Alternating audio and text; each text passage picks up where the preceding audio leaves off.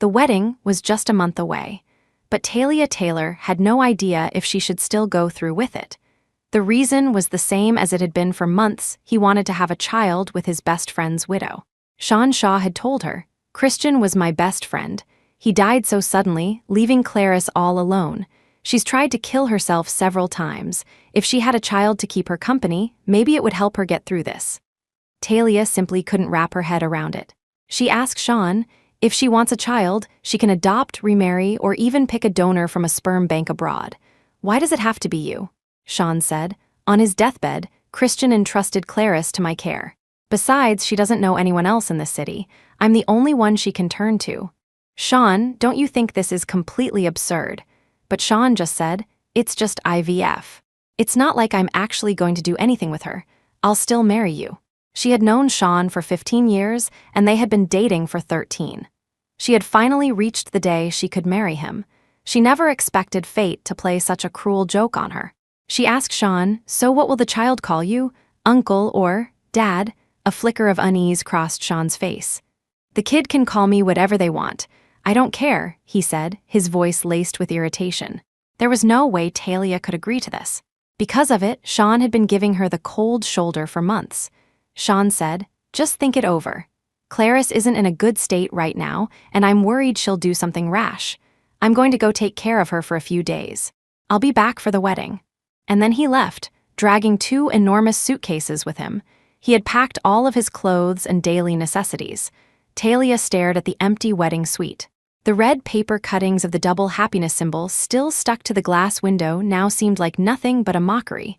The phone rang. It was the bridal shop. Talia answered. "Hello, Miss Taylor. Could you please send me your and Mr. Shaw's measurements? I need to have our tailors start on your custom wedding dress and suit as soon as possible." Talia knew her own measurements, but she had no idea about Sean's. She called him. He picked up quickly. "Have you come to your senses?" From his end of the line, a woman's voice could be heard faintly, sultry, and seductive. "Who is it?" Talia recognized that voice. It was his best friend's widow, the one he called his buddy's widow, Clarice Hale. Sean replied, "No one. The movie's just getting to the good part. Why call now? Such a buzzkill." Hearing Clarice's voice, Talia couldn't help but laugh sardonically. "Taking your buddy's widow to the movies. I thought you said she was heartbroken and suicidal." Sean's anger flared. "I'm just trying to get her out of the house, to lift her spirits. How is she supposed to get over Christian's death if she's cooped up at home all day?" What a noble-sounding excuse. Just as absurd as the idea of having a child with her. "Fine, you two enjoy the movie. I'm hanging up." "Talia, are you neurotic? Did you just call to say nothing and give me a hard time?" Talia asked. "Sean, do you still plan on getting married?"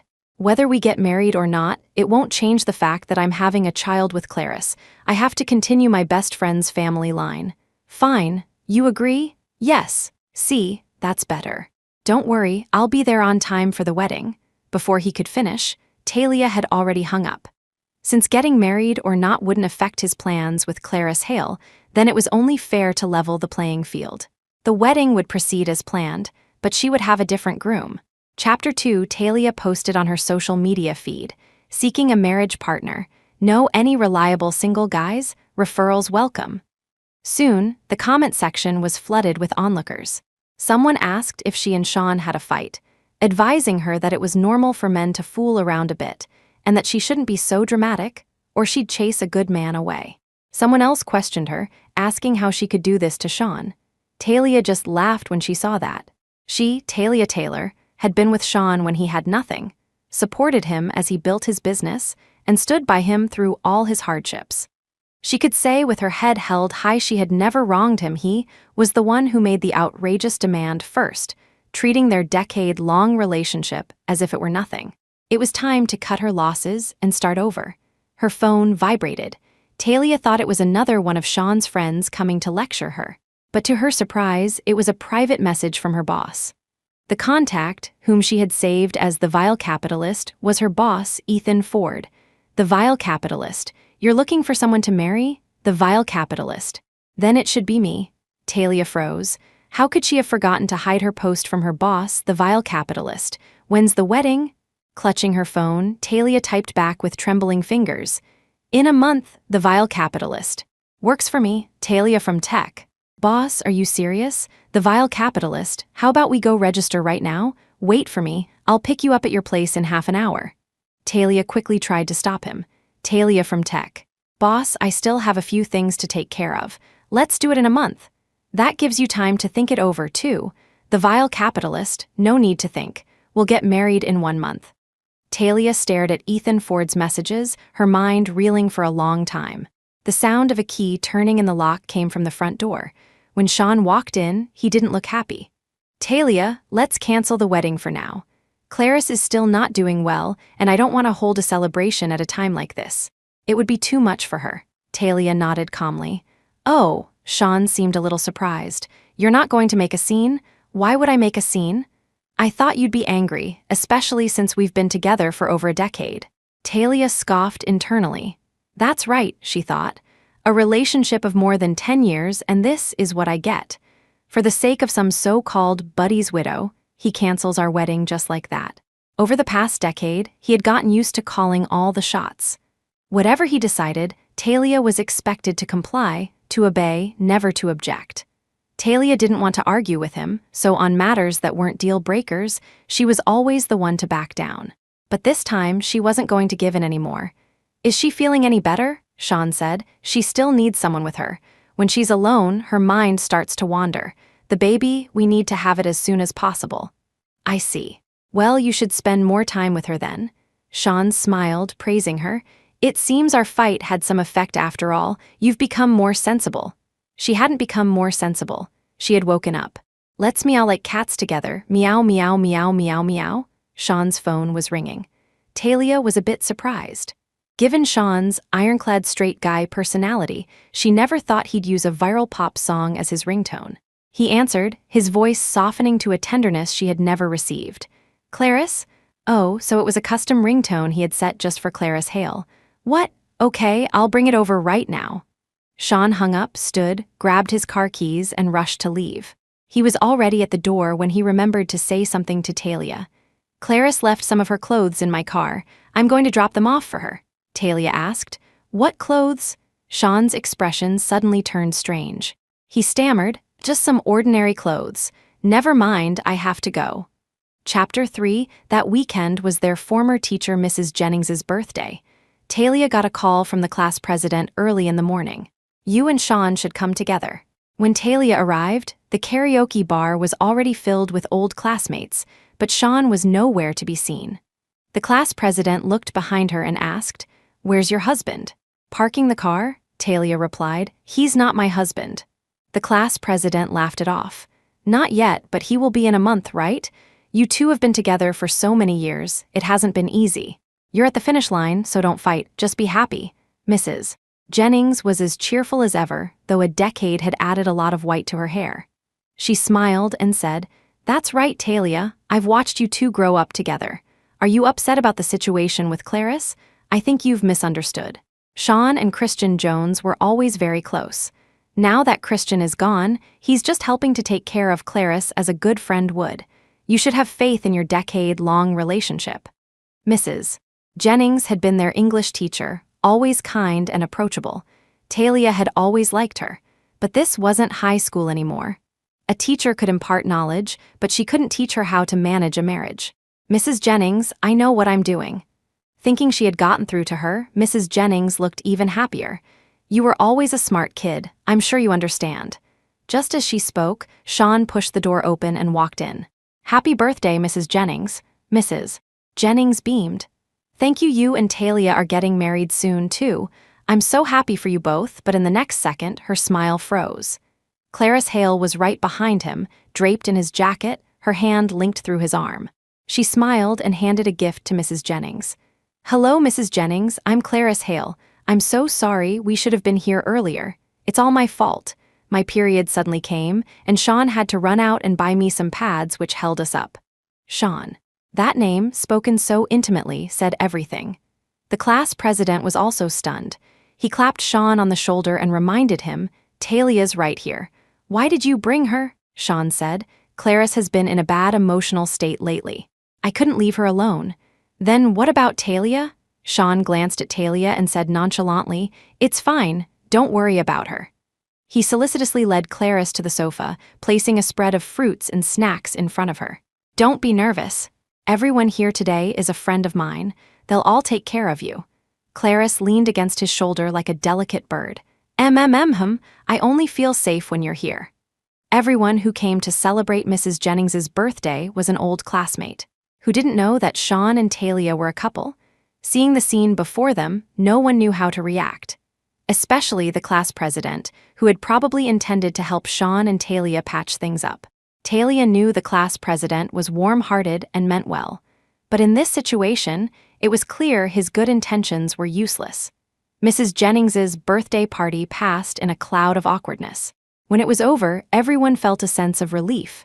Everyone except Sean and Clarice. As Sean led Clarice past Talia, he said coldly, "I have to take Clarice home. I might not be back tonight. You can get a cab home yourself." It was Clarice who playfully tapped Sean. "How could you say that? Talia is your fiancée. How could you make her take a cab just to drive me home? Talia, don't listen to him. Get in the car, I'll have Sean take you home first." The way she said it, it was as if she were the hostess.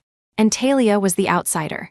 Talia pulled her hand away from Clarice's grasp and said indifferently, "No, thanks, my ride is here." Beep beep. A black Maybach pulled up smoothly in front of Talia. Chapter 4. In front of Sean and Clarice, Talia got into the Maybach. A few classmates who were leaving together saw this and joked, "Since when did Maybach start working for ride-sharing apps?" Sean's face turned ugly. He drove a Honda Accord. It looked decent enough on its own, but next to a Maybach, it suddenly seemed small and old. Talia had only been home for a short while when Sean returned. She was surprised. "I thought you weren't coming back tonight." Sean's face was dark. "You were hoping I wouldn't come back, weren't you?" Talia retorted, "If you're sick, go see a doctor." "Who was that man who picked you up today?" "What man?" "My husband." Sean burst out laughing. "Ha, I knew it." Talia didn't understand what he knew. Sean sat down on the sofa, a confident smile on his face. "You did this on purpose, didn't you? Just to provoke me, to make me jealous, to make me care about you. Renting a Maybach isn't cheap, is it? I was wondering why you'd changed so much recently, not fighting or making a scene. So this is what you were planning?" Talia was speechless. "If that's what you want to think, there's nothing I can do." Sean looked at her with disgust. "Don't pull these childish tricks anymore. It's boring and immature. Think whatever you want. Talia, I know you're unhappy that the wedding was suddenly canceled. You've always wanted to marry me and have that official status, I know that, but we have to prioritize. Clarice is still grieving the loss of her husband. She has to come first." Talia couldn't help but ask, "What if Clarice never recovers? Are you just never going to get married?" "Talia, how can you be so vicious? Can't you wish her well for once? She's never done anything to you, has she? Do you have to curse her like that?" Although she was already aware of Sean's protectiveness over Clarice, this was the first time Talia had been called vicious to her face. Especially by the man she had loved and given her all to for over a decade, the man who was almost her husband.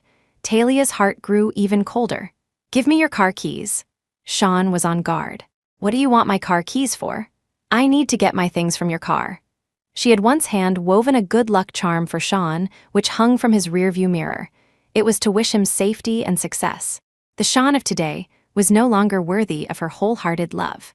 Sean said, "Clarice's things are in my car. Don't mess them up. I'll go with you." "Whatever." Talia went down to the underground garage. Sean unlocked the car, and she opened the door to untie the charm. But she had tied a dead knot back then, afraid it would fall off. Talia steeled herself and simply ripped the charm apart, leaving her holding a long red thread. Sean asked, "Why did you break it?"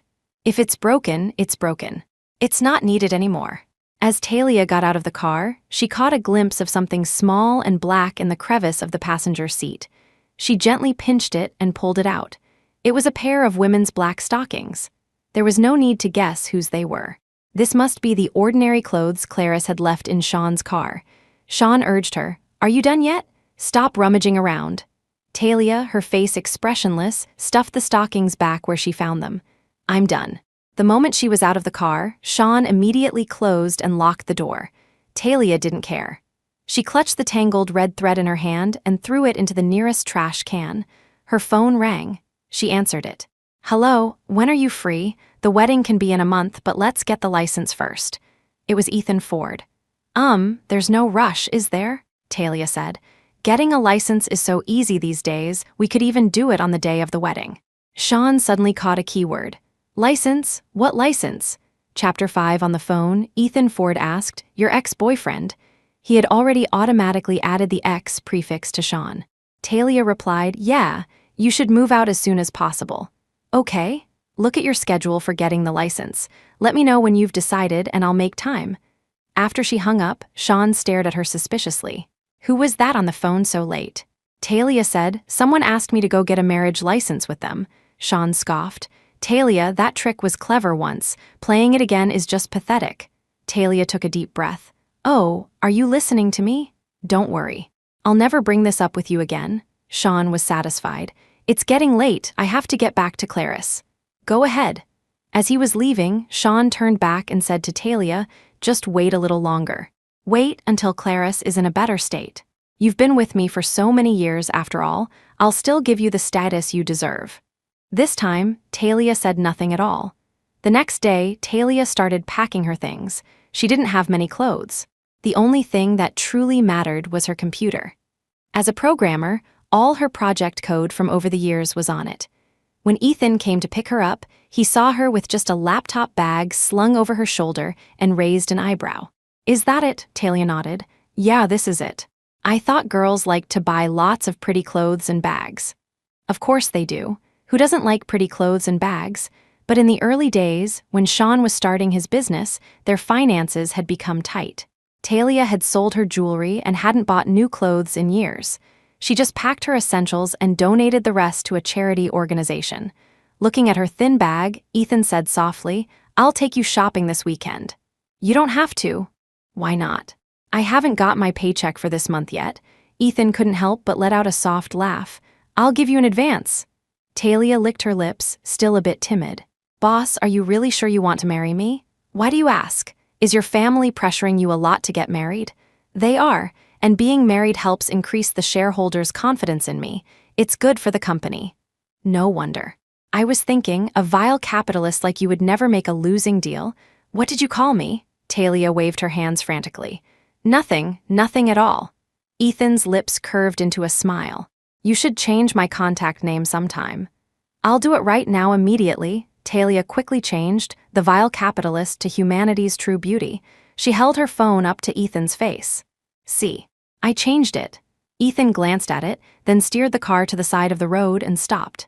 Talia asked, what's wrong? Ethan took the phone from her hand, typed for a moment, and then handed it back. As the car merged back into traffic, Talia looked at her screen. Humanity's true beauty was gone. Now there were just 2 words. Hubby, boss, we're not even married yet. Isn't this a little bold? Ethan raised an eyebrow. Should we head to the city hall now then? He made a motion as if to turn the car around. Don't, boss, I'm afraid today won't work.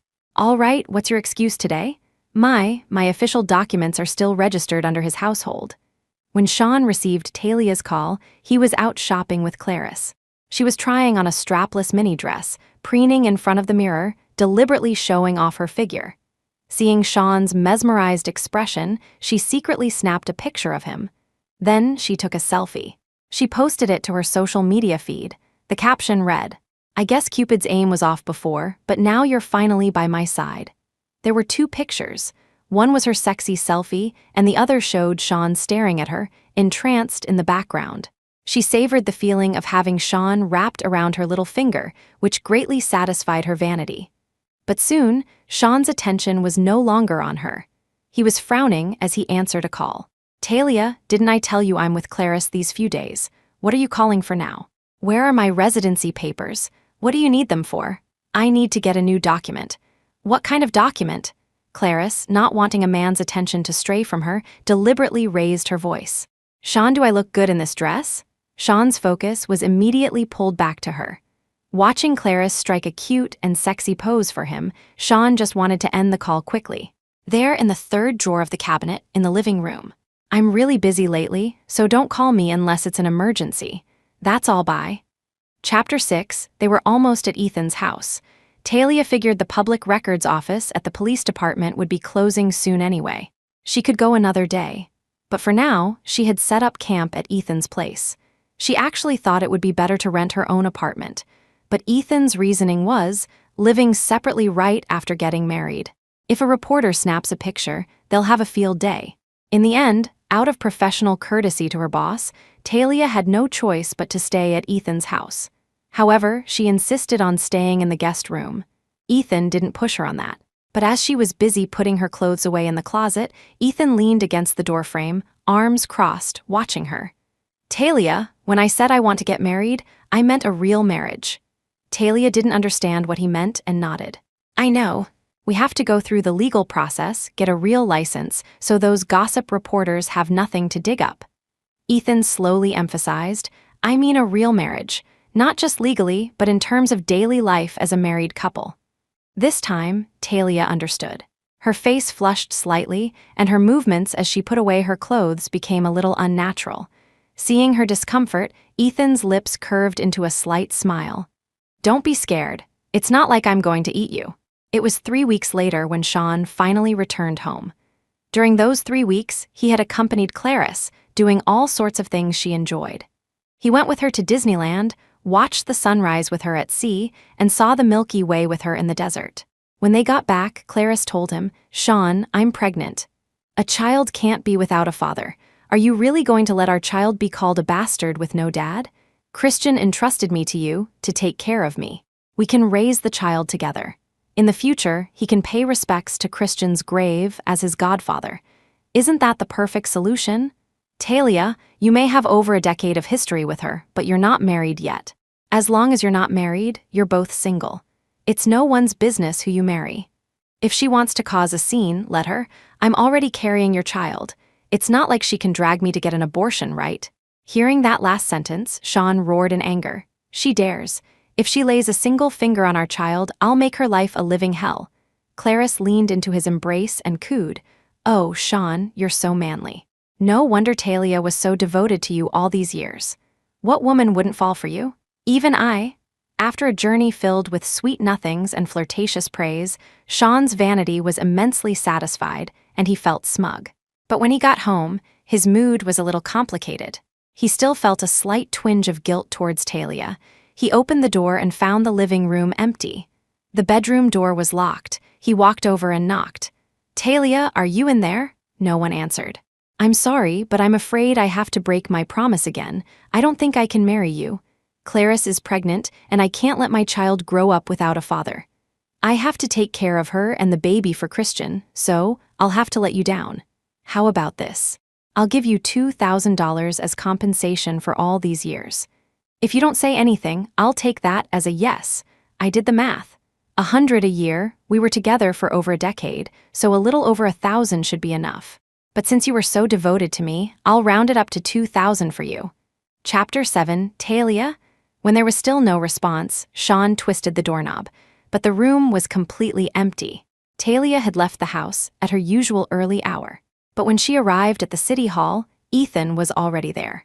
In the early morning light, the dappled shadows of the trees cast a pattern on his face, giving him an illusion of a joyful smile. He turned towards her and extended a hand. "Come on, let's go in."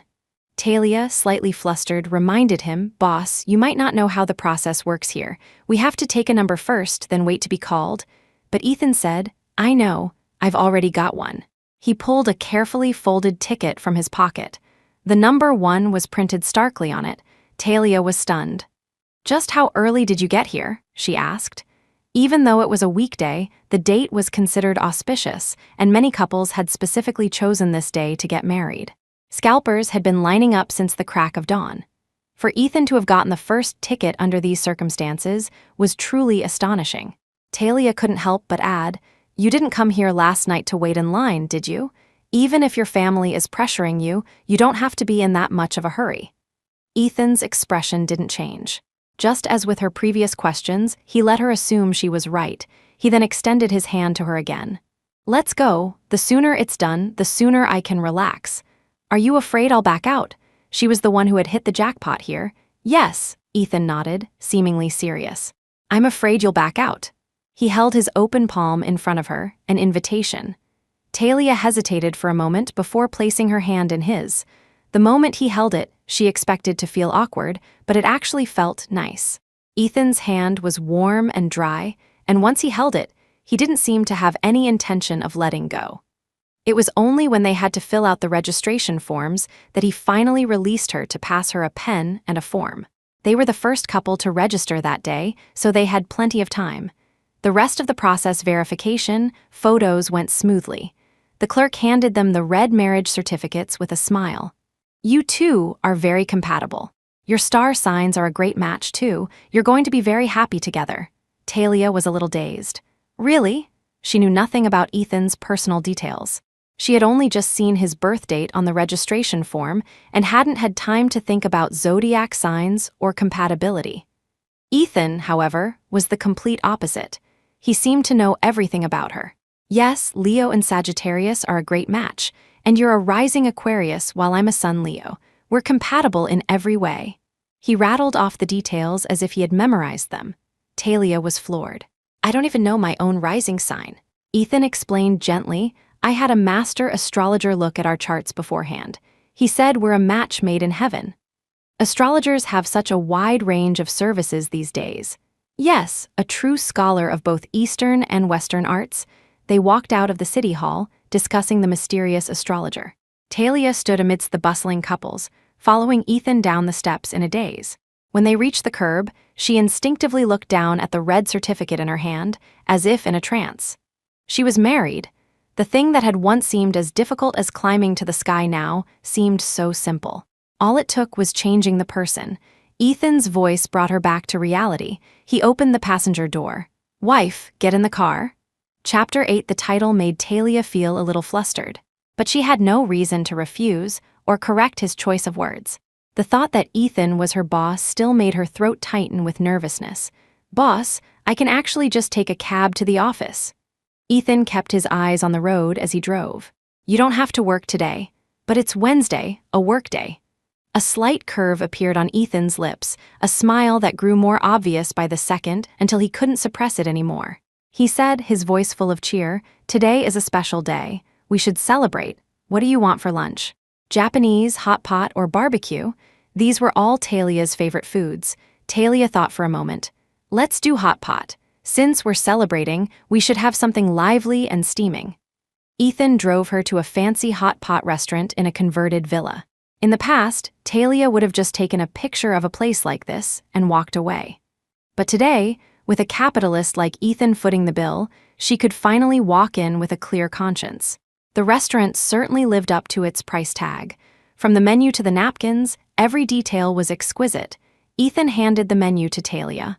Order whatever you want. You said it. Talia had a rough idea of his net worth, so with the mindset of fleecing a capitalist, she didn't hold back. For the broth, I'll have the spicy and the wild mushroom combo. For the dipping sauces, the signature 8-compartment platter. And 2 giant tiger prawns, a pound of leopard coral grouper, a portion of black Wagyu beef, house-made egg dumplings, and some South Australian conch. Talia ordered all the ingredients she had never dared to even look at before. Realizing how long the list was, she hesitated. It seems like we've ordered too much. I'll take a few things off. No need. Ethan reached over, took the menu, and handed it to the waiter. We'll have all of this. Before Talia could show her surprise, he explained, a celebration calls for complete indulgence. If you don't try everything, how will you know what you truly like? His logic was sound. Talia feasted with a clear conscience. She and Ethan weren't particularly close, but with him, she didn't have to worry about burdens or inhibitions. She could just focus on eating and enjoying the food. Soon, the spiciness made her break out in a sweat. Ethan, who was eating from the mushroom broth, had been using a separate pair of chopsticks to cook food for her. He turned to the waiter serving their table and said, "Get her a glass of milk to cut the spice. Make sure it's hot." Wait, Talia stopped him just in time. I'd rather have an iced Coke. It works better, Ethan replied without batting an eye, but you're on your period. You can't have anything cold for the next few days. Talia's face turned an even deeper shade of red, but she didn't object again. The waiter quickly brought over the hot milk and discreetly stepped back, giving the loving young couple some space. Talia took a sip of the hot milk. It did help with the spice. She mumbled softly, "How did you know I'm on my period? Don't tell me the astrologer figured that out too." This time, Ethan didn't blame the astrologer. He recounted his deductive process. "You usually drink coffee at the office, using the machine in the break room almost every day. But there are always a few days each month when you switch to brown sugar water. Even though I'm a man, I know what that means for a girl." As he spoke, he used the special chopsticks to pick out a giant tiger prawn, peeled it expertly, and placed it in the bowl in front of her. His movements were impeccably meticulous. Talia picked it up and ate it. She suddenly felt that expensive things were expensive for a reason. The shrimp was exceptionally fresh and sweet. They ate slowly, taking their time. Ethan quietly kept her company until he was sure she was full and satisfied. Then he asked, "Do you have any other plans for this afternoon?" Talia shook her head. No. She had intended to suggest they go their separate ways, but he surprised her by saying, "Then, would you do me the honor of taking me home to meet my father-in-law and mother-in-law?" Chapter 9. Talia hesitated. Right now, Ethan saw nothing wrong with it. "We are a legally recognized couple, and our wedding is the day after tomorrow. We should pay them a visit beforehand." He was very well-mannered. Talia had to tell him the truth. "My parents and my brother don't know I married you yet. Maybe we should visit them tomorrow. At least it will give them some time to prepare." The consequence of her impulsive decision was that she now had to spend more effort cleaning up the mess. Ethan said thoughtfully, "But the wedding venue needs time to be decorated. I've booked the venue and catering for the day after tomorrow, which means the setup and rehearsal have to be tomorrow. Today is the most suitable day to go." Every word was logical and irrefutable. After the hot pot meal, the distance between them had invisibly shrunk. Ethan glanced at his watch and said to Talia, "I need to go make some preparations. You can have a coffee at the cafe next door and rest for a bit. I'll be back soon." The cafe was not far from the hot pot restaurant, just across the street. Talia also happened to want some time alone to seriously consider her current situation. She didn't ask where Ethan was going or what he was planning. She ordered a hot drink for herself and started playing on her phone. It was only then that she saw the message from Sean, "Where are you? Don't you know we have the rehearsal?" The short sentence was filled with his familiar tone of complaint and entitlement. Talia moved her finger across the screen expressionlessly. The next unread message was also from him. "You were the one who insisted on getting married. What are you doing now? Playing hide and seek. If you don't show up, the wedding is off. Talia, there's a limit to throwing tantrums. Is marriage a joke? Fine, you're the one who didn't show up. Don't blame me for not giving you an out." Sean seemed to think she would do anything for their wedding. Talia couldn't even be bothered to mark the messages as read. She just swiped left to delete them. Then, her finger slipped and opened his social media feed. He didn't seem as anxious as his messages suggested. In fact, he had just posted a picture of Clarice Hale. From the angle Clarice was looking at the camera, the photo could only have been taken by someone else. Sean made no attempt to hide it. His caption read, "My sweet donut." If this had happened before, Talia would have been heartbroken. But now, strangely, she felt nothing. Instead, she liked and commented in one smooth motion, leaving just a single sentence. "Wishing you both happiness." The tabletop in the cafe was smooth and textured. The 2 marriage certificates lay open on it, their celebratory red color glaringly bright. Talia took a picture of her and Ethan's certificates, then posted it to her own feed with the caption, "Married stepping into a new phase of life, Chapter 10, not long after the post went up, her unread messages exploded. There were so many inquiries from friends and classmates that she couldn't keep up. "What's going on with you and Sean? Why did you suddenly get married separately and on the same day? Don't be impulsive, there might be a misunderstanding. You were obsessed with him for so many years. Did you suddenly wake up? OMG, my colleague married my boss, how did you two manage to keep this a secret for so long?" Amidst the flood of eager questions, one message stood out. "My lunch buddy from the next cubicle is a secret boss's wife?" The message was from a female colleague Talia was close with. They had always gotten along well. Just as Talia was about to reply to her, the colleague called. Talia picked up immediately. On the other end of the line came the colleague's excited exclamation. "Oh my God, you're always so quiet, but when you make a move, you go big. How on earth did you land the boss?" Talia moved the phone a little further from her ear to save her eardrum from bursting. Then, blushing where no one could see, she said, "It's a long story." For a moment, she really didn't know where to begin. Her colleague was completely understanding. "I know your story must be a long one, but the fact that you've finally found your happiness is a huge joy in itself. I thought Mr. Ford would never get over his past. Now that I think about it, he's really lucky to have met you." Surely, she was the lucky one, right? She had just decided to end a toxic relationship and immediately met a boss who was being pressured to get married. They might not have deep feelings for each other, but they could probably live together respectfully. But her colleague was talking about something else entirely. "I'm not exaggerating at all, think about it. With Mr. Ford's age and status, would it be difficult for him to get married if he wanted to? But ever since you joined the company, he hasn't even had a girlfriend." Ethan Ford was exceptionally handsome, with looks and a physique that could get him into the entertainment industry. But that was just one of his many strengths. With his status as the CEO of Ford Corporation, he could have any woman he wanted. Yet, he had never had a girlfriend, maintaining a level of self-restraint that was astonishing. In an instant, a flurry of thoughts, each more absurd than the last, flashed through Talia's mind. Maybe Ethan didn't like women at all, and marriage was just a shield to deal with his parents. Or maybe he had some unspeakable secret, and marrying a subordinate was a convenient way to form a mutually beneficial alliance. She didn't really care about the reason Ethan married her. But when she heard what her colleague said next, her eyes widened in disbelief. Her colleague had been at the company longer than her and was more sociable, so she naturally knew more secrets. She dropped a huge piece of gossip. "I heard Mr. Ford is incredibly devoted." Talia, hearing this, asked with a mix of amusement and confusion, "How can you tell?" Ethan Ford didn't seem like the type to be devoted to anyone. Her colleague, sensing Talia's disbelief, spilled everything she knew like beans from a jar. "I heard it from someone else too. Mr. Ford actually has someone in his heart, a white moonlight he's been cherishing for a long time. He's been saving himself for her, which is why he's resisted his family's pressure all these years and refused to give up. He's quite the romantic. We used to bet on how many years it would take for him to move on. Turns out he just hadn't met someone better. Now all those bored people can finally stop." She saw Talia as the one who had guided Ethan out of his past. Talia said, with a good dose of self-awareness, "I think his moving on probably has little to do with me. I just got lucky." It wasn't self-deprecation, but a realistic assessment. She felt something was off, so she asked, "Do you know who that person is? Is it a man or a woman? Mr. Ford, he doesn't seem like." If Ethan had a white moonlight in his heart, shouldn't he be heartbroken about marrying someone he didn't love?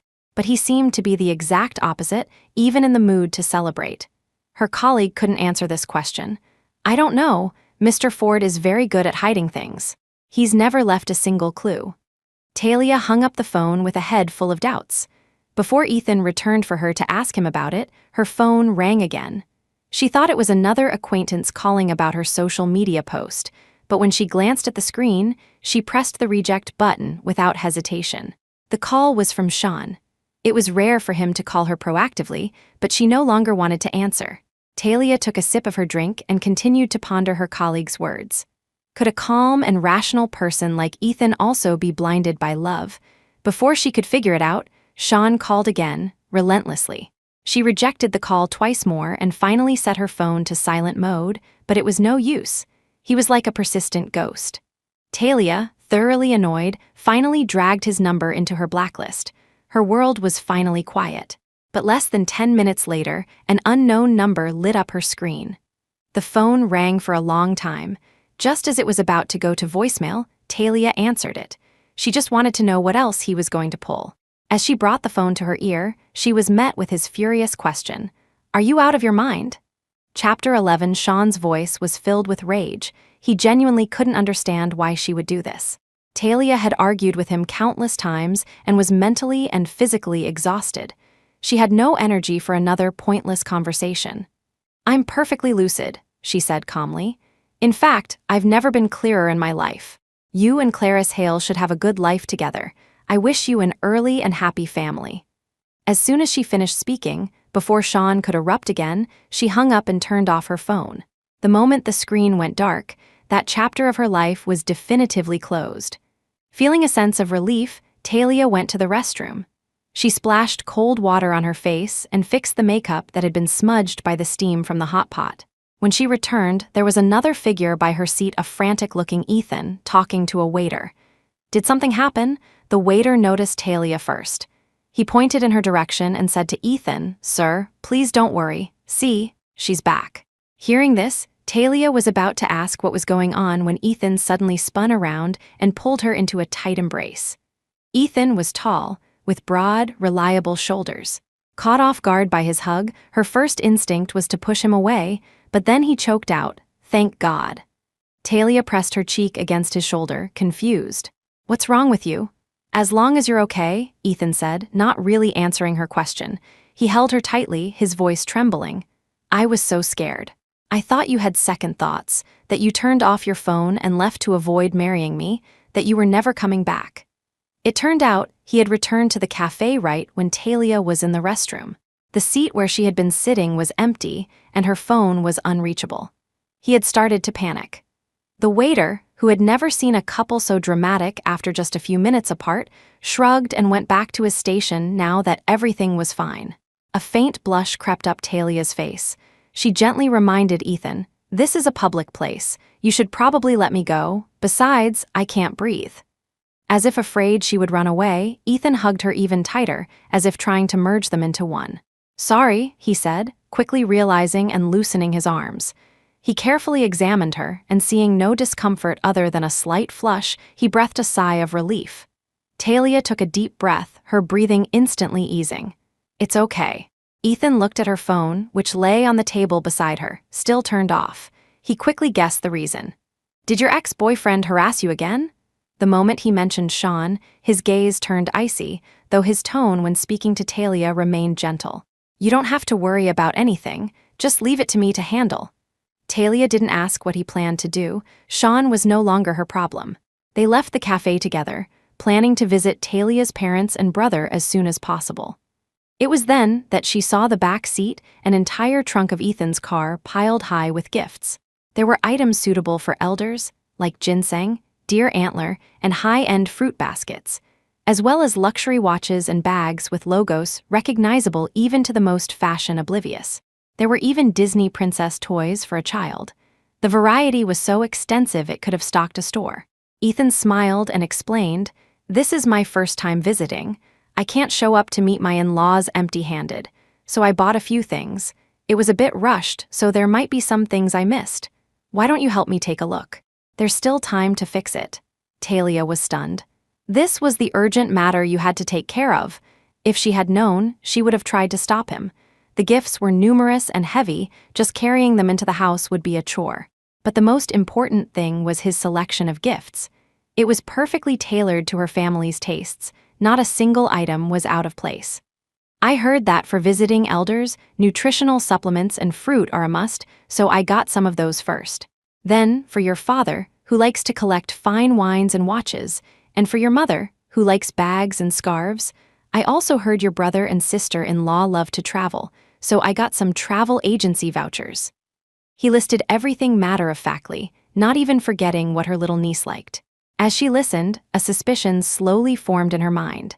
She asked calmly, "Did the astrologer figure this out too?" Chapter 12, Ethan's words trailed off. He cleared his throat, his eyes darting away. "If I said I guessed, would you believe me?" "Half and half," Talia analyzed rationally. "My family's hobbies are pretty typical for their age groups, so preparing gifts based on general etiquette would get you close. But to guess the exact brands of the watches and bags so accurately, you must have put in some effort to find out. You've been planning this, haven't you?" She stared into Ethan's eyes, and combining that with the gossip she'd heard on the phone, she asked a question that, in the past, she would have found incredibly conceited to even think. "I heard you have a white moonlight you've been secretly admiring for years. That person, it couldn't be me, could it?" Before the words were even fully out, Ethan had looked up, his gaze deep and intense, as if trying to see into her very soul. He admitted with a trembling voice, "Yes, I once thought I would take this secret to my grave." A wave of emotion Talia had never felt before washed over her, and she suddenly didn't know what to do. For so many years, she had willingly given everything for Sean, her youth, her career. Whatever he needed, she provided without complaint. Yet, she had always been his second choice, his backup plan. This was the first time she realized that someone like Ethan existed in the world, someone who would always choose her, without hesitation. "Thank you, really? That's not what I want to hear." A faint smile touched Ethan's lips. No, I love you.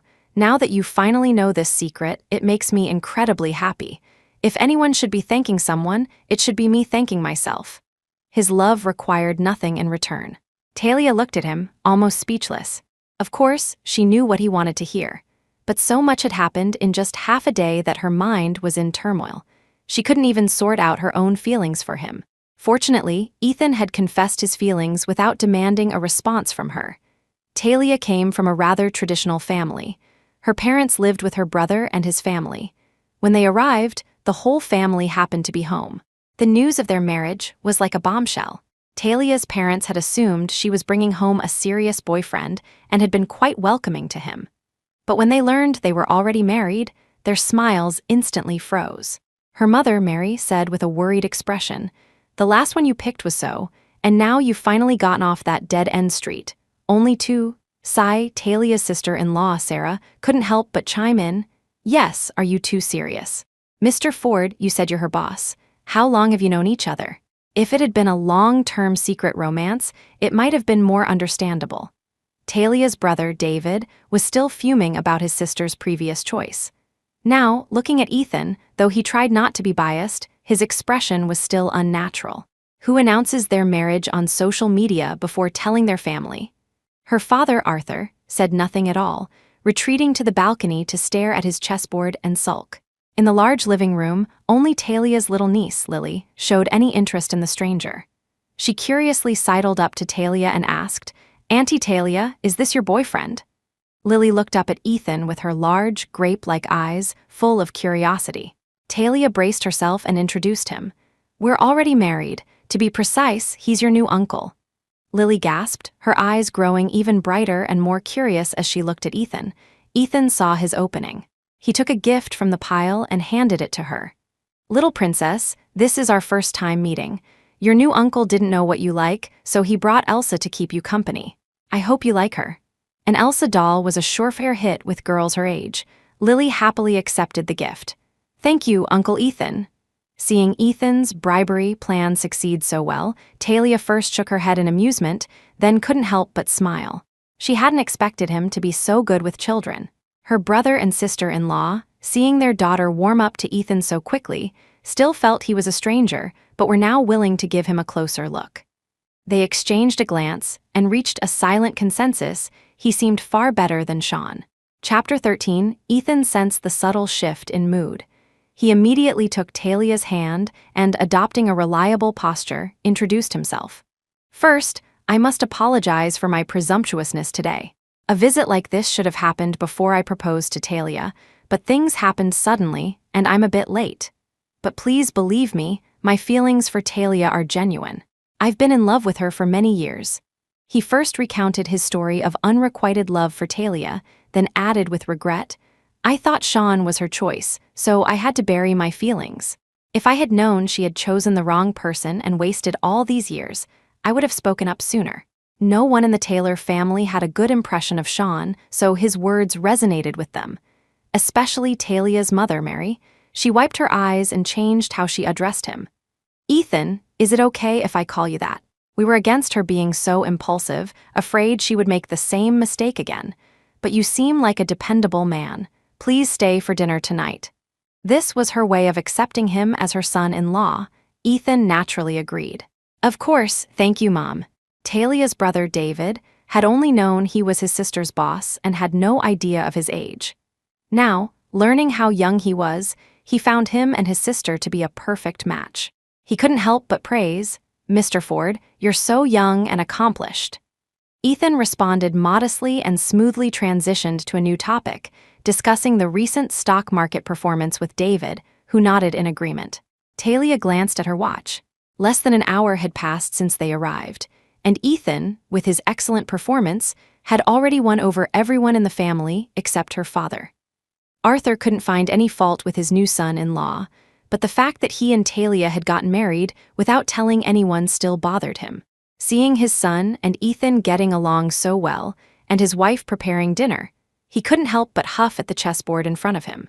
Meanwhile, Ethan had just recommended a few promising stocks to David, suggesting he research them himself. He then went to the balcony and greeted Arthur. "Dad, Talia told me you enjoy collecting watches. I hope you'll like this humble gift."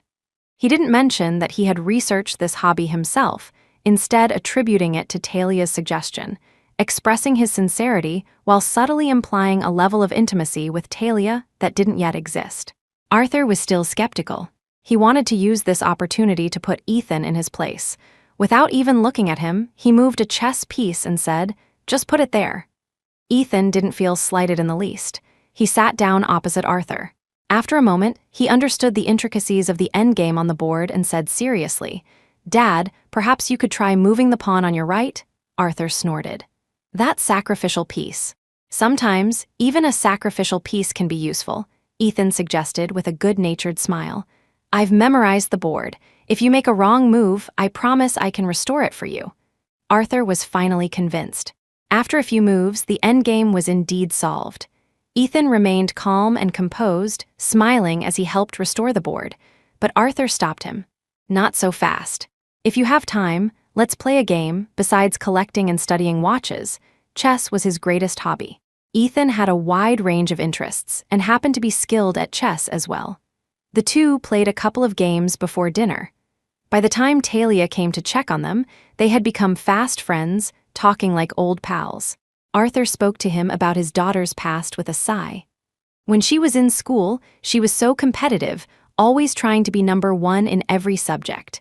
Her mother and I felt bad for her, telling her not to push herself so hard, but she was stubborn. She even chose a major that very few girls in her class picked. We were so proud of her. We thought she would build a great career, and a little hard work was fine. But then, it was like she was possessed. She gave up her job for a man, just to do his laundry, cook for him, and be his support system. All of this was because of Sean.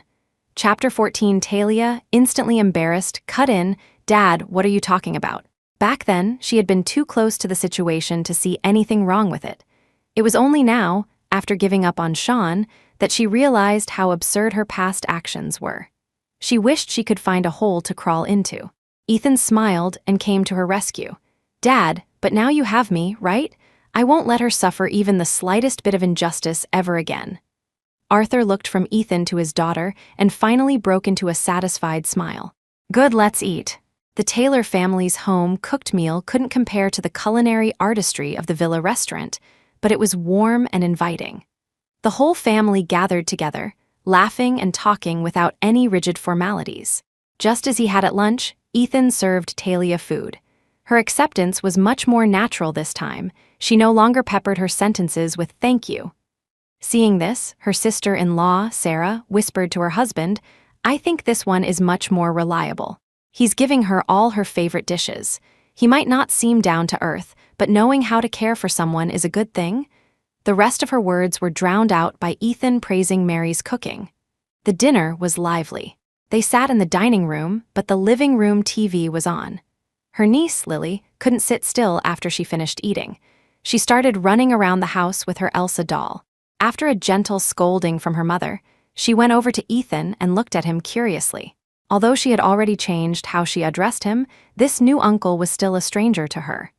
In response to Ethan's friendly question, she said with childlike innocence, "Uncle Ethan, my auntie is very pretty. It's a good thing you're handsome, or I wouldn't support you too." Ethan smiled through it all. He didn't feel out of place or uncomfortable. After dinner, Talia's family wanted to ask more about their future plans, such as their arrangements after marriage. Sensing Talia's slight headache, Ethan took the initiative and went into the kitchen. "Mom, Talia hasn't been home in a while. You all chat, I'll do the dishes." It was common for a new son-in-law to do chores to win favor on his first visit, but the idea of him doing it was worrying. Talia didn't think Ethan had any experience with washing dishes. She found an opportunity and slipped into the kitchen. Her intention was to secretly help him, to avoid losing the approval they had just gained. But instead, she saw him skillfully wiping the water droplets from the dishes with a paper towel. Now it wasn't just her. The rest of the family who had followed to observe were also surprised. As a CEO, even if he didn't have a maid, he should at least have a dishwasher. The fact that he could wash dishes was surprising enough, but to do it so well was a real shock. Wearing an apron, Ethan expertly arranged the clean dishes and, amidst the growing smiles of satisfaction from the Taylors, offered an explanation. "I don't usually do this, but Talia's hands are for typing code, not for doing these kinds of chores." The implication was clear. In their life together, all the housework would be his responsibility. She only needed to do what she wanted. The lingering smell of cooking oil still hung in the kitchen, not exactly pleasant, but surrounded by this domestic atmosphere, Talia suddenly saw in Ethan the ideal life she had always envisioned. She didn't ask for much, just a happy, warm little home. Talia's parents exchanged a look. When they got a chance to speak with their daughter alone, they sang a chorus of praises for Ethan. Her father, Arthur, who had always been bothered by Talia giving up her career for Sean, said earnestly, "I think you made a good choice this time. I'm not saying you should choose him because he's wealthy, but because he understands what you want and won't let you waste your talent." Her mother, Mary, valued more practical things. "When you were infatuated with Sean, I always had a bad feeling. He was so bossy with you. I knew if you two got married, you'd be the one to suffer.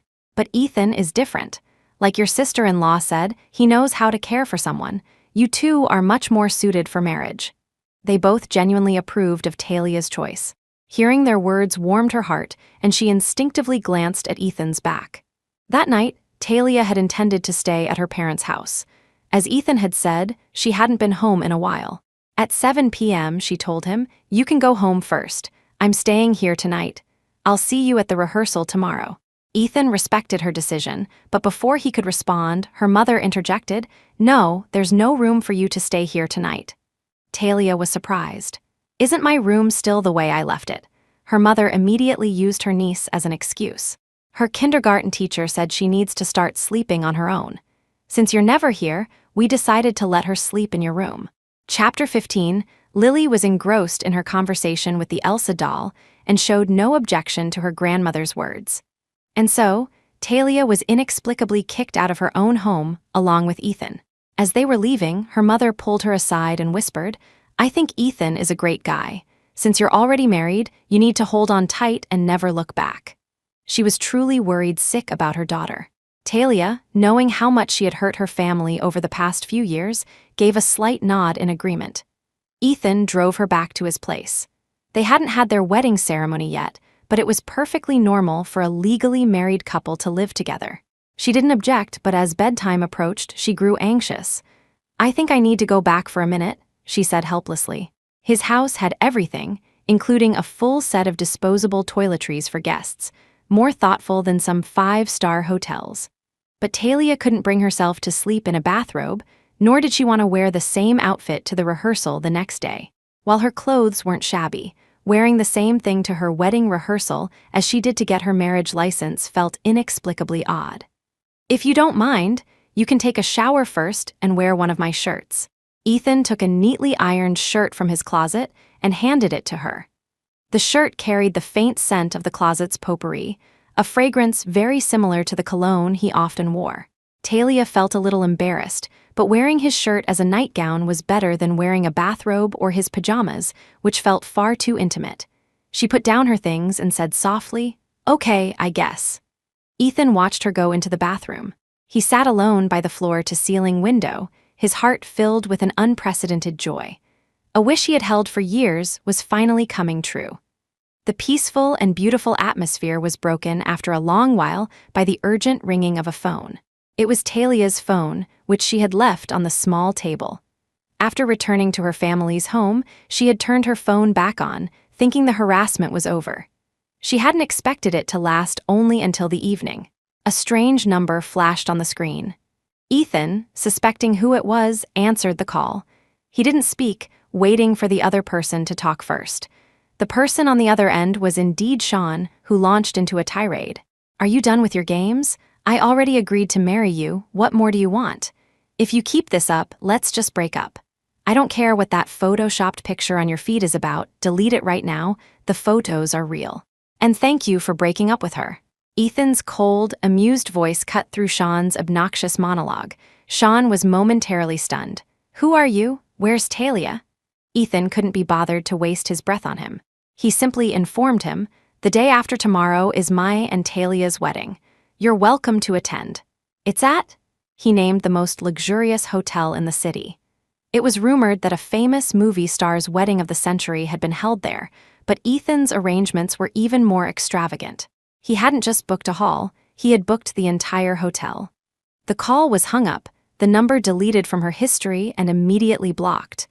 By the time Talia emerged from the bathroom in Ethan's shirt, he had already taken care of everything. Even though he had prepared himself, the sight of her approaching, towel drying her hair, still made his heart race and his nose tingle. He was a head taller than her, so his shirt was naturally large on her, but her curvaceous figure filled it out. The hemline barely reached her thighs, and the neckline was stretched open, revealing a tantalizing glimpse of her collarbones. Ethan's breath hitched. He gentlemanly stood up and averted his gaze, saying softly, "Your period isn't over yet. Remember to dry your hair before you sleep. Get some rest. I'll be in the guest room next door. Call me if you need anything." Talia had actually been mentally prepared. They were married, after all, there was no need to be coy. But hearing him voluntarily offer to sleep in a separate room, she let out a silent sigh of relief. The bedding was fresh, and the mattress was unbelievably soft. She had the best night's sleep she'd had in a long time. The next morning, she was woken up by Ethan. Talia's first thought was that they were late for the rehearsal. She threw off the covers, about to jump out of bed. "I'll go change right now," Ethan chuckled and stopped her. "No rush. It's still early. We just need to be there by 9. The clock on the wall was already approaching 8. She couldn't remember the last time she had slept in so late, but Ethan was still in no hurry. He pointed to the tray on the nightstand. "What you need to do now is eat breakfast. I made it myself. It's simple, but it tastes all right." The tray held a typical Western breakfast: toast from the toaster, separate plates of bacon and ham, and even a steaming mug of hot milk. Talia smiled. "If this is simple, then the breakfasts I used to have at the office don't even qualify as food." Ethan said seriously, "You're right about that. For work, you just grab a coffee and a rice ball. If I remember correctly, you wouldn't even wait for the convenience store to heat it up." His observation of her was so meticulous, he even knew such small details. Talia had never felt it was a hardship, as it was just to save time. But Ethan was very concerned about it. "From now on, I'll be in charge of cooking. You just have to remember to eat on time." Even when making a request, he never forced her to comply. He would prepare everything himself. She only had to choose whether to accept his kindness. Today, Talia once again had no reason to refuse. Ethan's preparations for her were incredibly thorough. Before she even woke up, he had someone bring over her luggage. He had also prepared several sets of clothes in her size, and even the sanitary pads she might need. If these were just ordinary surprises, the wedding rehearsal that followed was a truly eye-opening experience for her. Chapter 16, Talia had assumed the rehearsal would be at the hotel she had originally booked. It was only when they arrived that she realized the building before her was far too luxurious. This manor-style hotel had definitely not been on her list of considerations. Seeing her staring blankly from the passenger seat, Ethan said gently, "Since we're here, why don't we go inside and take a look?" The location had clearly been changed by him. Talia agreed. Just as she was about to open the car door, he beat her to it, walking around to her side and pulling it open for her like a gentleman.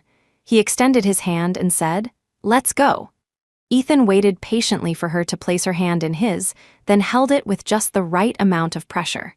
They walked into the hotel's banquet hall looking like the loving couple they were supposed to be. Though it was just a rehearsal, the scene inside was anything but small. A quick glance revealed nearly 100 staff members, from makeup artists and stylists to photographers, a full crew that could have been transplanted to a movie set and started working immediately. "Are you sure you didn't get the date wrong? This is just the rehearsal." Logically, Talia knew it wasn't a mistake, but emotionally, she was completely overwhelmed. So this was what it was like to plan a wedding without having to worry about a thing. Just find the right team, and they would handle everything for you. Ethan kept a firm hold on Talia's hand, refusing to let go. He explained, "I had no choice. Time was tight, and we needed to confirm the entire wedding flow and everything we might need in one day. So, I called everyone over. It's much more convenient to coordinate this way. Talia had to admit that from a logistical standpoint, it was an efficient method. But starting with the bouquets, everywhere she went, people addressed her respectfully as Mrs. Ford, which made her head spin. The staff was incredibly enthusiastic. Mrs. Ford, these are all sample bouquets.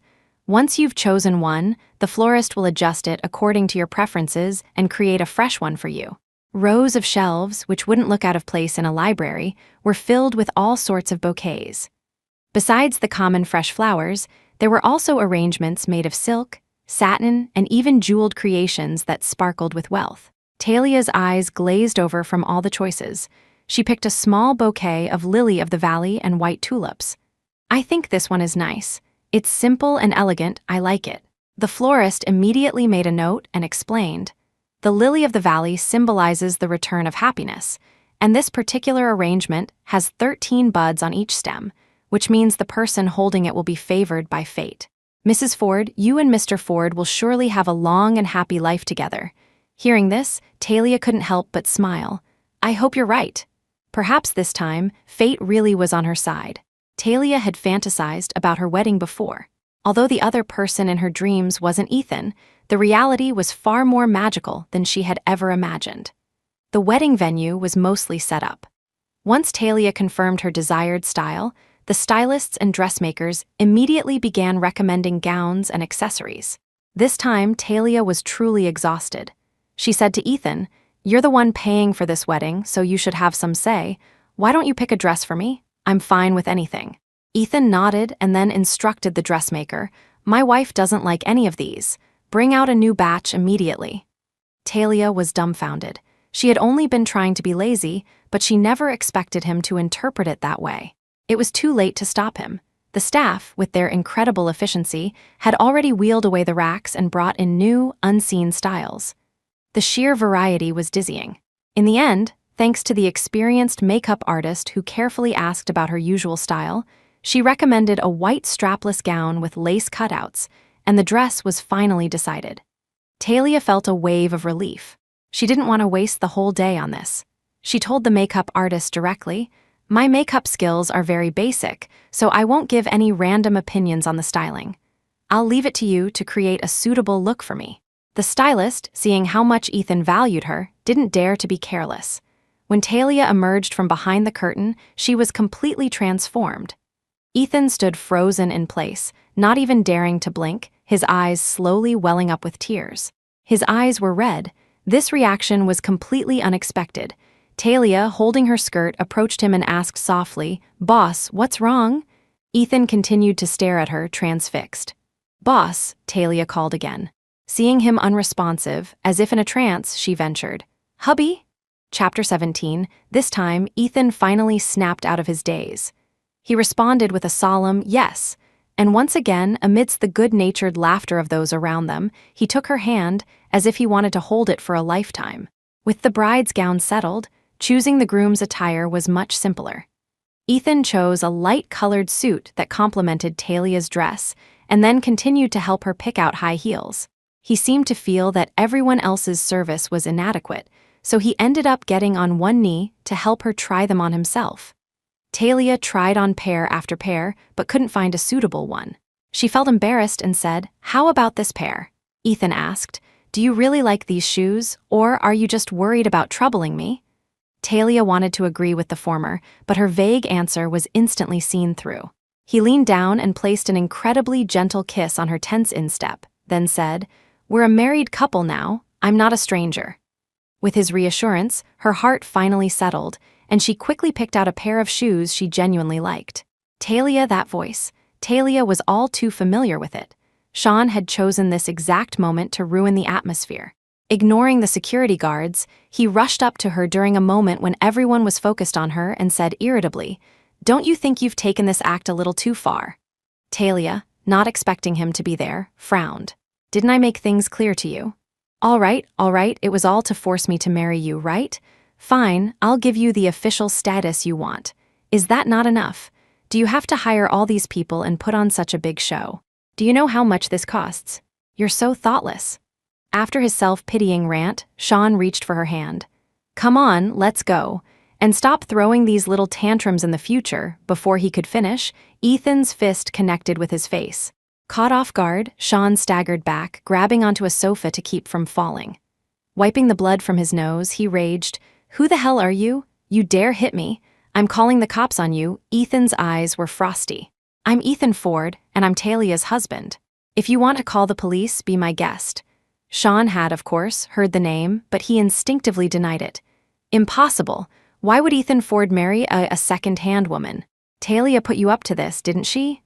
The response to his question was another heavy punch. Ethan was methodical. The first punch had landed on his left cheek, so this time he aimed for the right, making both sides of his face swell up symmetrically. Now Sean was speechless, his expression filled with terror. Ethan glanced dismissively at the floor. "Mr. Shaw, I'm getting married tomorrow, and I'm in a very good mood. Otherwise, it would have been more than just 2 punches." With that, he didn't want to waste another word on Sean and gestured for the security guards who had followed him in to throw him out. The guards, quick on the uptake, dragged him away. Talia watched the whole thing calmly and only asked Ethan, "Are you hurt?" Ethan, happy to be the object of her concern, gently took her hand. "No, next time don't even bother with him, just tell me." "I know." Talia lowered her gaze to hide the emotion in her eyes, and at that moment, she happened to see the tattoo on his left ring finger. It was a very thin, black line. A small circle around the base of his ring finger.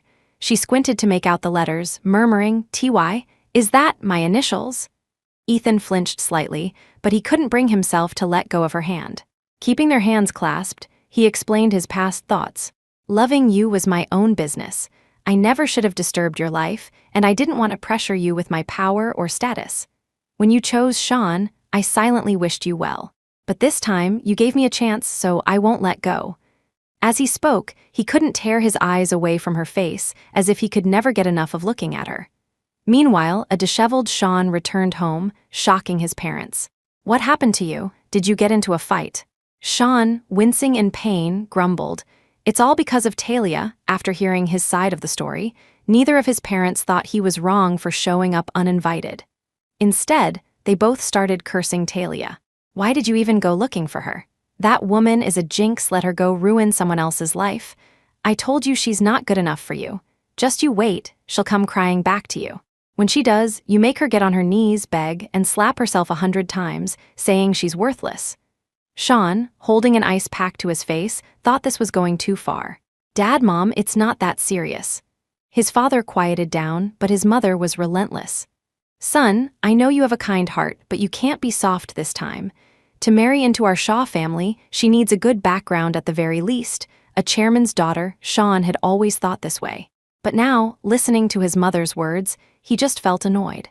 He let her continue her tirade against Talia and pulled out his phone to send a message. "If you change your mind now and come back begging, I can forget this ever happened."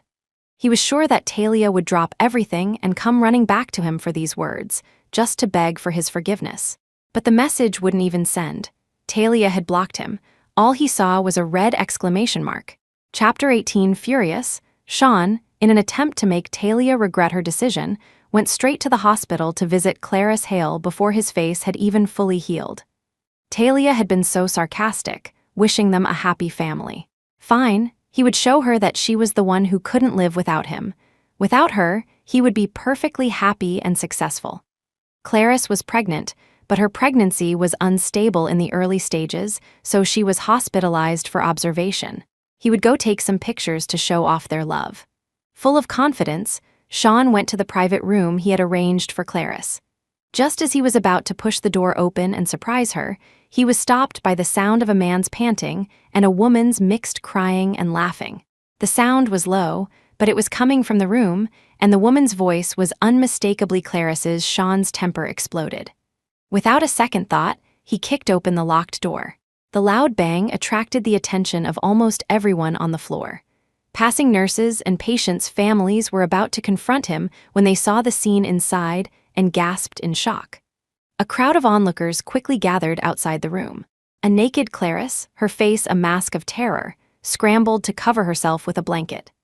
The man next to her, who was pulling up his pants with his back to Sean, was none other than his cousin, Nathan Shaw. Sean was so enraged he nearly fainted. Filled with fury, he demanded of Clarice, "Tell me, whose baby are you carrying?" Clarice hid her face in the blanket, trying to cry her way out of it. Nathan, caught in the act and with no way to deny it, resorted to specious arguments. "Don't get so worked up. We're both Shaws. The baby will be a Shaw either way. No need to be so particular." At these words, Sean rushed forward and slapped him across the face. Nathan, unable to dodge in time, took the hit. Sean then grabbed his collar and rained more blows on him, turning the scene into chaos. The onlookers started pointing and whispering, all saying that Sean had been cheated on. After beating Nathan, Sean was still furious. He strode over to the bed, ready to slap Clarice when she burst into tears. I'll confess, okay? Don't hit me, the baby is his from our affair, but I never intended to blame it on you. It's just that my late husband died so suddenly, and you know Nathan has a criminal record. I just wanted the baby to have a clean start, to be able to get a government job in the future." Just as Clarice finished her explanation, the head nurse for the floor arrived. Seeing the commotion, she didn't bother asking for the cause and immediately dispersed the crowd before going in to check on Clarice. Nathan was cornered by Sean and couldn't escape, so he had no choice but to wait. The nurse, unaware of the situation, started scolding Sean.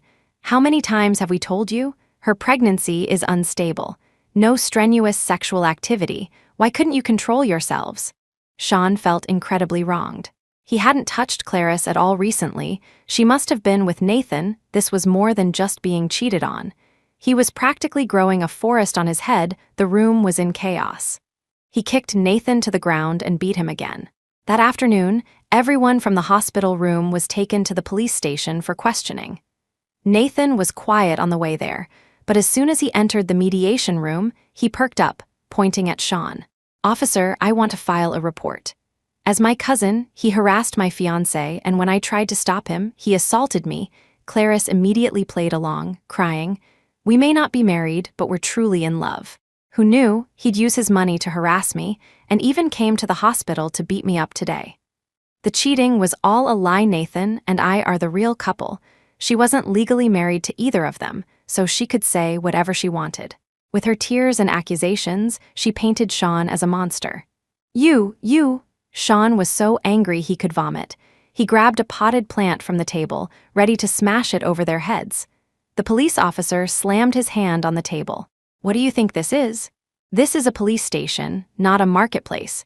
Considering the consequences, Sean had no choice but to swallow his anger and put the plant down, glaring at them from across the table. Nathan and Clarice, seeing their plan had been exposed, dropped the act and made their demand. "This is all very embarrassing. How about this? You give us $1 million in compensation and we'll let this go." "Impossible," Sean refused without hesitation. Nathan was fearless. "Fine, don't pay. Then I'll get a medical examination and sue you. You beat me up pretty badly. I might have internal injuries. You can wait to go to jail." No wonder he hadn't fought back in the hospital. He had been planning to blackmail Sean all along. As they were at a stalemate, a familiar voice came from the hallway outside. It sounded like Talia. Sean jumped up. It must be Talia. She heard I was in trouble and came to bail me out. Chapter 19. "I'm in here," he shouted, rushing out of the mediation room. He came face to face with Ethan and Talia, who were hand in hand, filling out paperwork at a counter. They were focused on their task and didn't even notice him.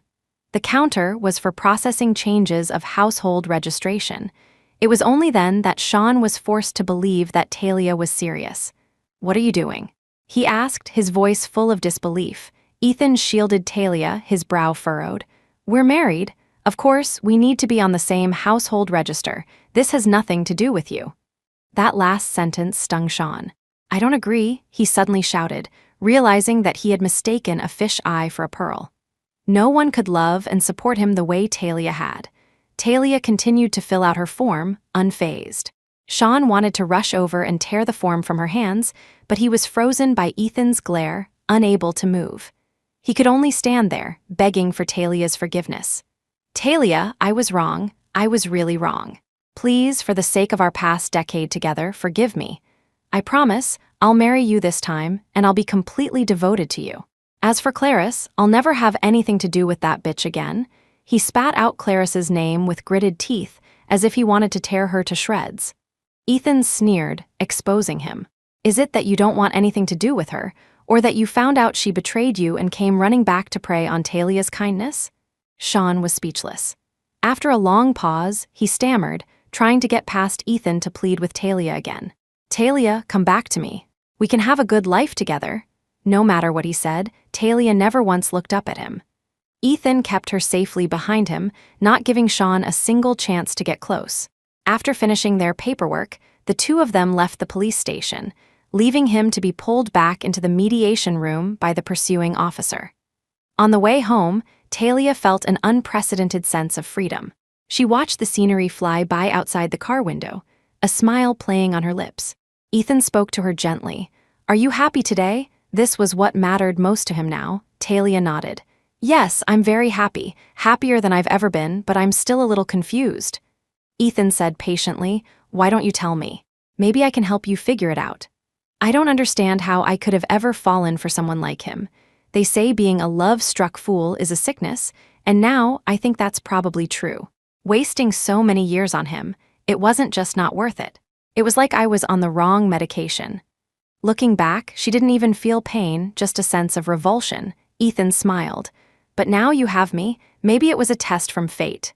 Now it knows my feelings are true, so it gave me the chance to be with you. The road ahead was wide and smooth. It was a weekday afternoon, with few pedestrians or cars. Ethan boldly started driving with one hand, his other hand sneaking over to take Talia's. He seemed to want to be close to her at every possible moment. Talia tried to pull her hand back. You should focus on driving. This isn't safe. Ethan smiled. Are you worried about me? Talia didn't deny it, but she said, I need to touch up my makeup. How am I supposed to do that with one hand if you're holding mine? It's okay. You look beautiful with or without makeup, Ethan said sincerely. Talia first found it cheesy, but then she couldn't help but be amused. She let him hold her hand and started watching the road for him. The day passed quickly. On their wedding day, Talia had expected the same chaos she had seen at other weddings, but Ethan had planned everything in advance. She didn't have to worry about a thing, just take pictures and chat with her best friend, Mia, and the others, waiting for the ceremony to begin. Ethan had booked the entire Manor Hotel, so all the staff were dedicated solely to their wedding. Mia and the other bridesmaids helped Talia with her train as they walked into the banquet hall. They were all stunned by the scene. I heard that movie star's wedding was the wedding of the century, Mia whispered, but the pictures don't even compare to this. The outdoor lawn was decorated with countless balloons, and the archway was adorned with flowers flown in from overseas. Talia's friends had thought that was extravagant enough, but when they entered the castle like banquet hall, they realized just how generous Ethan could be. Chapter 20, the ceiling was hung with countless small crystal chandeliers, turning the dome into a starry sky. Even the paintings on the walls were said to be originals from famous artists. Accompanied by her bridesmaids, Talia walked down the long red carpet to her father's side. Her father, his eyes red, took his daughter's hand. Together, they walked through the long aisle, treading on rose petals to Ethan. Mr. Ford, he said, his voice trembling, please take care of her from now on. Ethan took Talia's hand with the utmost care and, to the gasps of the guests, swept her up into his arms. He carried her step by step up to the highest point of the stage. The winding staircase was no obstacle for him. He even carefully gathered her train. She instinctively wrapped her arms around his shoulders and saw her own reflection in his eyes. She was smiling too.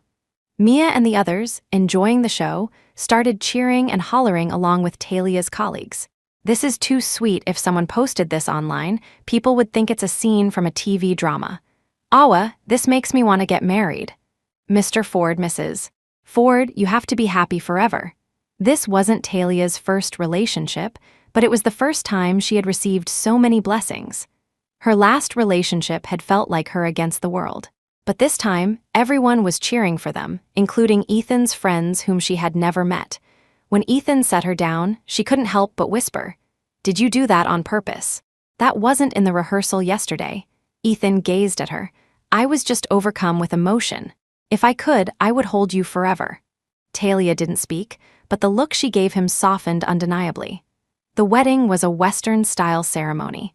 To ensure the most romantic experience, they had even hired a minister to officiate. They exchanged vows, their fingers intertwined, and then took the wedding rings from the flower girl. Ethan and Talia each took the ring meant for the other. Their initials were engraved on the inside, a symbol of their eternal bond. The minister stood between them and followed the procedure. Does anyone here object? It was just a formality. The next step was for someone to say no, then bless them, and finally for the groom to kiss the bride. But the unexpected happened. Sean, who had somehow managed to sneak in, rushed down the aisle Talia had just walked. He tried to get onto the stage, but was stopped by the well-prepared security guards. Sean reached desperately towards Talia. "Talia, come with me," the guests gasped. "Is someone crashing the wedding? Is this part of the plan?" Sean ignored the guards, trying to get closer to the stage while shouting about their past, hoping to make her leave Ethan at the altar. "I know your feelings for him aren't real, you're just trying to make me angry. I regret everything, come with me, I've already broken up with Clarice." "For real? Talia, do you remember the time we spent together? You lived with me in a basement apartment, encouraged me to fight for my dreams, and took care of everything so I could focus. Now I'm successful, I can give you a good life. Are you really going to choose someone else?" He was moved by his own speech, but he only spoke of Talia's sacrifices, never mentioning what he had done for her because there was nothing to mention. Talia stood at the top of the stairs, not even bothering to look down at him. She simply exchanged rings with Ethan and threw a final sentence at Sean. "I may have been blind for a while, but it doesn't last forever." With that, she bravely moved closer to Ethan, tilted her head up, and pressed a kiss to his lips. It was their first kiss. The next second, Ethan wrapped his arm around Talia's shoulder and kissed her back more passionately. His right arm was steady around her waist, supporting his bride, while his left hand remained clasped with hers. The atmosphere reached a fever pitch with the cheers of the guests. The lonely figure of Sean, struggling against the security guards, was reduced to a clown. This was nothing like he had imagined. He had thought he would have his triumphant moment, sweeping Talia off her feet at her own wedding, and then bragging to everyone that he had won the woman Ethan Ford couldn't have. But reality had slapped him hard in the face. The groomsmen, all close friends of Ethan, had known about his long-cherished white moonlight. Seeing his dream finally come true, only to be ruined by some random guy, they didn't hold back. They helped the security guards drag him out. Mia, catching this out of the corner of her eye, gave her friends a look. They deliberately picked roses from the side of the aisle that still had their thorns, and, as Sean was thrown to the ground, they descended upon him, punching and kicking. High heels and thorny rose stems rained down on him. "Help, stop hitting me," Sean, snapped out of his daze by the blows, tried to shield his face and cry for help, but Mia and her friends were not about to let him off so easily. They cursed at him as they hit him, venting all their frustrations. "I've wanted to do this for a long time. Talia was protecting you before, so we couldn't say anything. But now you're still trying to get your hands on her. A toad lusting after a swan, you just can't stand to see her happy. Can you? How dare you talk about her doing your laundry and cooking for you? She almost ruined her life for you. Wasn't Clarice your sweet donut? You two are a perfect match, a scoundrel and a witch." Chapter 21. The commotion was soon drowned out by the swell of elegant music. The minister, waiting until Ethan and Talia had finished their kiss, announced with a sigh, "Well, the bride has already kissed the groom. Now the groom may kiss the bride." Talia was slightly out of breath, her lipstick smudged. Ethan's heart stirred. He leaned down and gave her a light, restrained kiss, as gentle as a dragonfly landing on water. As they parted, they saw the reflection of their own happiness in each other's eyes. With such a grand ceremony, the following reception was no less elaborate. To celebrate, Ethan had emptied his wine cellar, letting his friends bring out all his prized collections. He and Talia went from table to table, arm in arm, toasting their guests. Seeing the empty bottles pile up, his mood was better than ever. Talia was a lightweight and only had a small sip when toasting their parents. Ethan took all the other drinks for her. Ethan drank with everyone who offered a toast. The employees from his company, seeing him getting tipsy, swarmed him with well wishes and more toasts. "Mr. Ford, you and Mrs. Ford are a perfect match, a golden couple. May you have a baby soon and grow old together. Me too from today on. I'm your #1 fan, you have to be happy. Ethan was in an exceptionally good mood that day and accepted every drink. Talia had heard about his high tolerance, but even he wasn't a bottomless pit. She watched as his fair skin flushed red and finally couldn't help but say, "Everyone, let's take it easy." A female colleague she knew well teased her. The boss's wife is already protecting her husband. How sweet. Talia wasn't really trying to protect Ethan, he didn't need her protection, but hearing the words still made her heart flutter. She smiled and said, "If you say so, but really, no more drinking." Hearing her, Ethan pretended to be drunk, pulling her down to sit with him, the curve of his lips getting wider and wider. The wedding banquet continued long after dark. But Ethan, having been plied with drinks by everyone, finally managed to escape. Talia helped him back to their room, leaving the others to continue the celebration. Ethan had plenty of properties, and the one they were in could have easily served as their marital home. But he insisted on giving Talia the best and had bought a new villa in the estate near the manor, a love nest for the two of them. With the driver's help, Talia finally got him to the master bedroom of the new house. After thanking and saying goodbye to the driver, she was so tired she almost collapsed. But the sight of the box filled with cash gifts on the floor gave her the strength to stand up again. The greatest joy in the world was counting money. Talia, using the numerical acuity she had honed as a programmer, started counting the stacks of cash, the bills rustling satisfyingly. A plaintive voice came from behind her. It was Ethan. "There's a gift registry book next to you. You could just calculate the total." That would be much faster than counting. Talia, thinking he was dead drunk and that their wedding night would be uneventful, happily continued counting. "That's not the same. The feel of the cash is different." Ethan sat up. "Do you like money?" Talia told him unequivocally. "Of course. Even if you're already rich, don't you like money?" "All right, I understand." Ethan's voice grew closer. He had silently walked up behind her. He swept her up into his arms, spun around, and carried her back to the bed. His voice was laced with a hint of grievance. "Mrs. Ford, it's our wedding night," he kissed her, almost reverently. That night was a whirlwind for Talia. By the time the storm passed, it was the middle of the night. She wasn't so much asleep as she was exhausted into unconsciousness. The next morning, she woke up covered in faint marks. Just as she was about to endure her fatigue and continue her unfinished task of counting money, she realized the room's decor had completely changed. The soft mattress was gone, replaced by a bedsheet spread over something like a waterbed. But compared to the $100 bills filling the transparent material beneath her, that small change was nothing. Talia rubbed her eyes, thinking she was still dreaming. Then she realized it wasn't just the bed. The cabinets, the sofa, even the vanity were all filled with cash.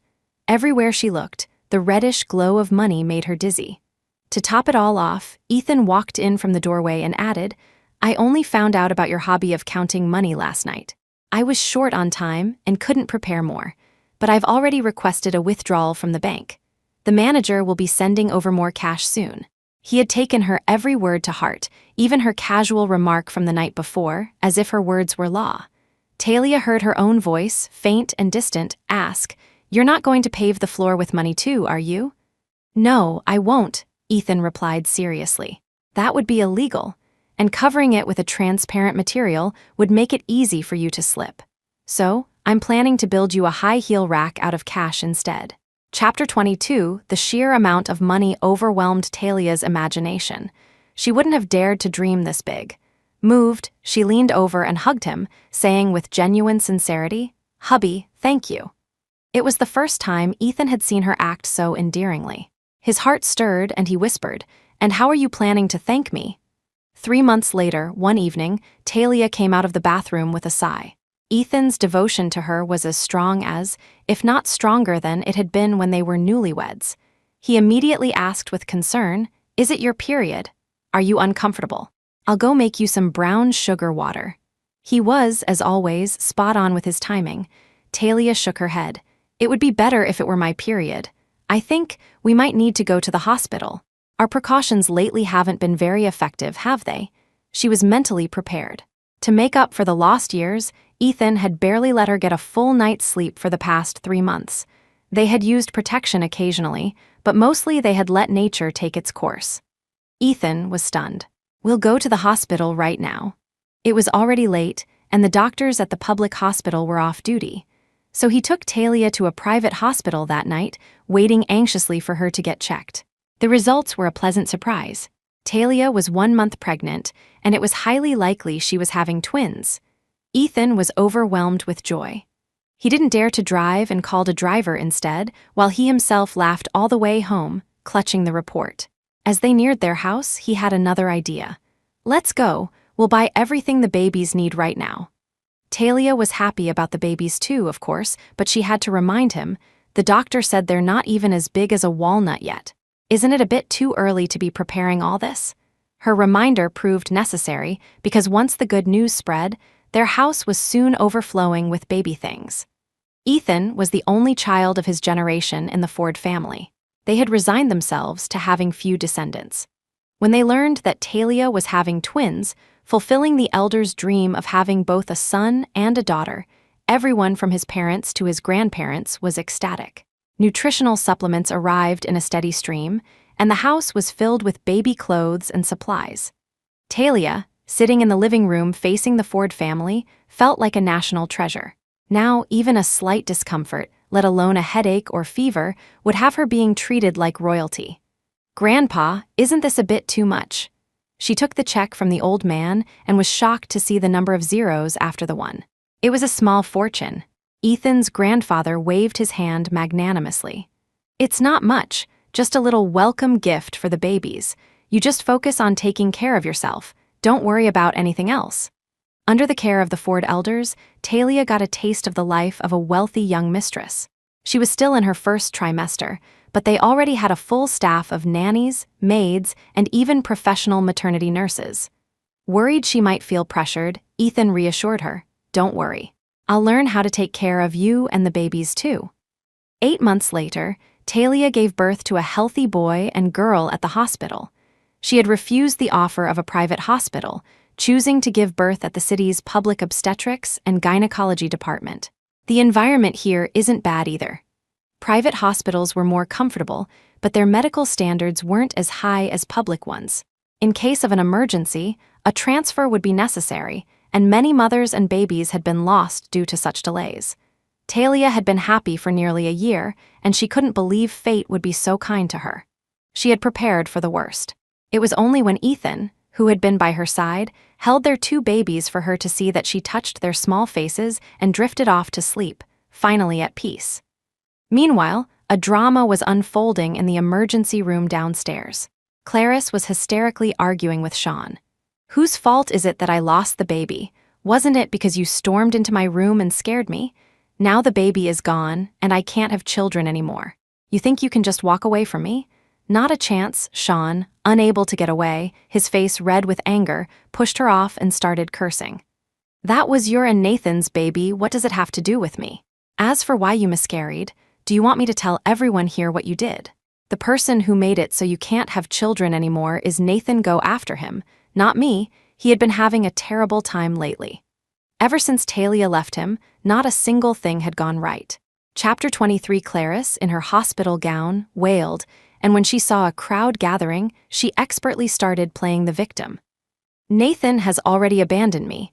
When he found out the baby was gone, he took the money and ran. Who knows where he is now? But I at least convinced him not to press charges against you. Otherwise, you might be in jail right now. For the good deed I did, you should forgive me too." Sean was her last lifeline. If he abandoned her too, she would be finished, unable to even pay her medical bills. Among the onlookers was a nurse who had witnessed the drama outside her room. "Didn't you two go to the police? Why are you still together?" she asked, confused. Gossip spreads fast, and others had heard bits and pieces of the story. Sean, feeling he had lost face, refused to deal with Clarice anymore. When she grabbed his pant leg, he kicked her away and walked off without looking back. Seeing him really leave, Clarice finally played her trump card. She pulled a syringe from her pocket and pressed it to her neck. "If you don't marry me as you promised, I'll die right here, and you can live with the public shame." She didn't believe a vain person like Sean would be indifferent to his reputation. Sean did stop, but his anger was also ignited. He pointed at her and cursed. Bah, if you want to die, no one's stopping you. If it weren't for you, you jinx. Talia would never have married someone else. Without her support, he suddenly found he couldn't do anything, but it was too late for regrets. Clarice yelled through her tears, "So you are still thinking about her? You think you're so great? Let me tell you, you're nothing but a spineless coward." That hit a nerve. He rushed over and slapped her. Clarice fought back, scratching at his face. They screamed insults at each other, wrestling until the needle of the syringe in her hand accidentally pricked Sean's neck. The security guards, who had arrived late, finally managed to separate them. The syringe was useful for threats, but a small prick wasn't fatal. However, Sean, who had always been terrified of death, fainted from the combined shock and pain. The emergency room descended into chaos, and this melodrama was front-page news for days. On the day of the twins' one-month celebration, Talia made a brief appearance before retreating to a back room to rest. Ethan, knowing she disliked social gatherings, had prepared a lounge for her to relax with her family and friends. The Taylors were so smitten with their grandchildren that they stayed out front, cooing over the babies with the Fords.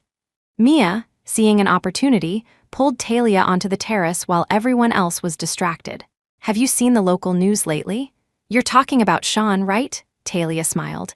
"What goes around comes around. I already know he got what he deserved and is all alone now."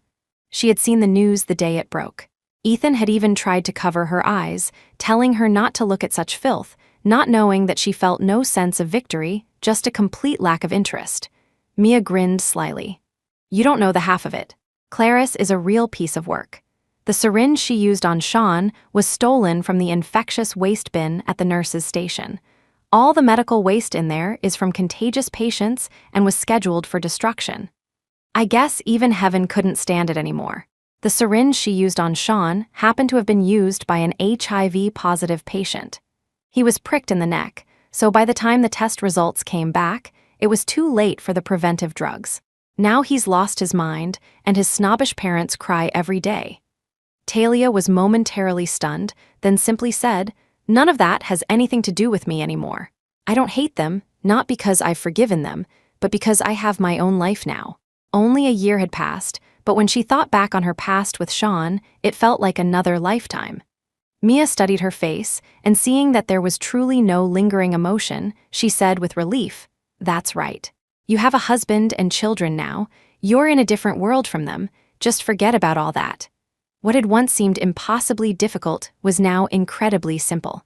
Talia was about to nod with a smile when Ethan came looking for her. Seeing she was with Mia, he relaxed and walked over, draping his jacket over her shoulders. "Don't worry, Mr. Ford, I'm not going to steal your wife," Mia teased, leaving the terrace for them to have their private moment. Ethan pulled the collar of her jacket tighter, his eyes full of concern. "It's getting cold, don't catch a chill." Talia took his hand, feeling a comforting warmth. She smiled back at him. "Okay, let's go home."